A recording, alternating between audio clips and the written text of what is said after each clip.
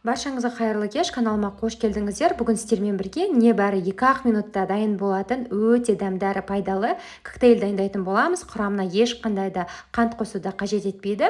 Міндетті түрде видеоны соңына дейін қарап, каналыма тіркеліп, жанындағы қоңырауша белгісін басуды ұмытпаңыздар. Бізге коктейль жасау үшін ең бірінші сүт керек болады. Осында 350 грамм өлшеп аласыздар. Мынандай дайын көлемі көрсететін сандармен жазылып тұр. Одан кейін бізге бір штук банан және де 10 шақты құлпынай керек болады. Бананды алдын ала ұсақ-ұсақ болса турап аласыздар, және де жақындап көрсетейін. Құлпынайды ортасынан бөліп, мұздатқышта қатырып аласыздар. Бізге міндетті түрде қатқан түрі керек болады.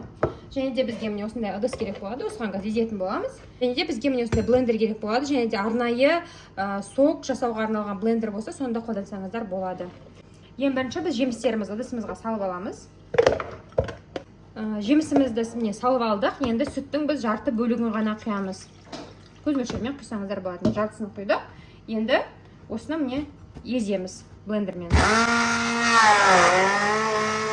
Сонымен қатар менің каналымнан өте оңай әрі жеңіл жасалатын, ыстық кезде шөліңізді басатын лимонад рецептісін және де 2 ғана заттан тұратын балмұздақ рецептісін таба аласыздар. Қыздар, осындай қоюлықта болды. Енді қазір біз бұны сұйылтуымыз керек.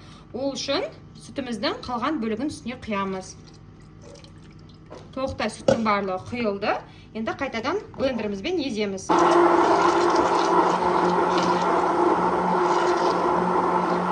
Қыздар, бағана қоюымыз осылай сұйықтау күйге айналады. Күн ыстық кезде шөлдеріңізді басатын бұл коктейльді міндетті түрде жасап көріңіздер. Небәрі сіздердің 2 минут қана уақыттарыңызды алады, және де өте дәмді әрі пайдалы.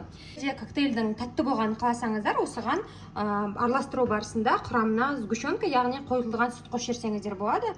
Қатты көп емес, шамамен 1-2 ас қасық қосуға болады. Қараңыздар, біздің коктейліміз дайын болды. Өте дәмді, салқын, ыстық кезде шөлдеріңізді басады. Әрі бір жағынан пайдалы. Міндетті түрде дайындап көріңіздер. Небәрі 2 минут қана уақыттарыңызды алады. Және де видео ұнаған болса, каналыма тіркеліп, жанында қоңырауша белгісін басуды ұмытпаңыздар.